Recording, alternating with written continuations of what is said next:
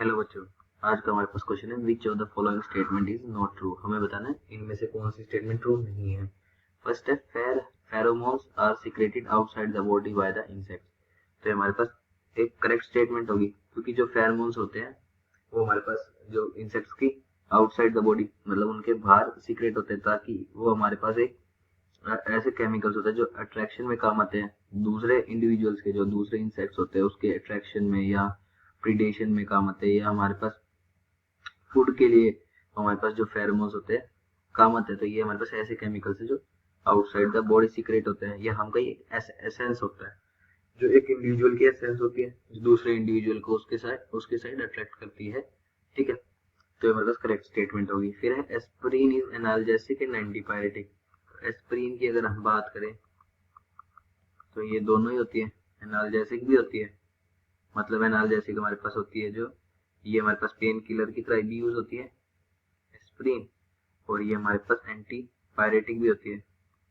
Anti pyretic मतलब हमारे पास ये जो है फीवर रिड्यूसर भी होती है, फीवर को रिड्यूस भी करती है। तो ये भी हमारे पास करेक्ट स्टेटमेंट है।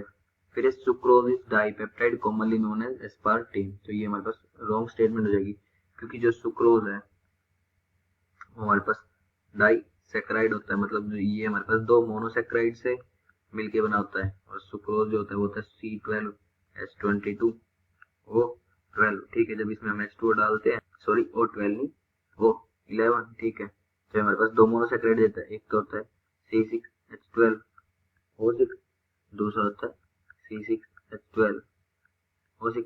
एक हमारे पास ग्लूकोज देता है, ग्लूकोज, और एक देता है फ्रक्टोज। ठीक है, तो ये हमारे पास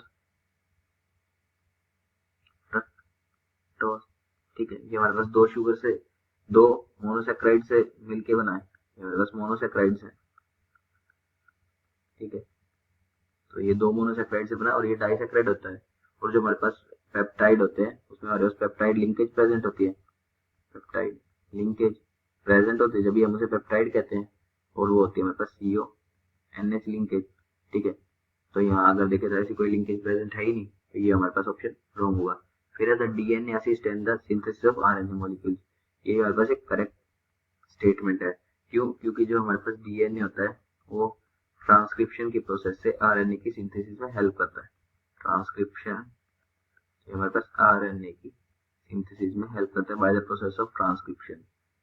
ठीक है, तो ये भी स्टेटमेंट ट्रू है। तो हमारे से पूछा गया था इनमें से स्टेटमेंट कौन सी ट्रू नहीं है, तो इसका ऑप्शन C करेक्ट होगा। Thank you.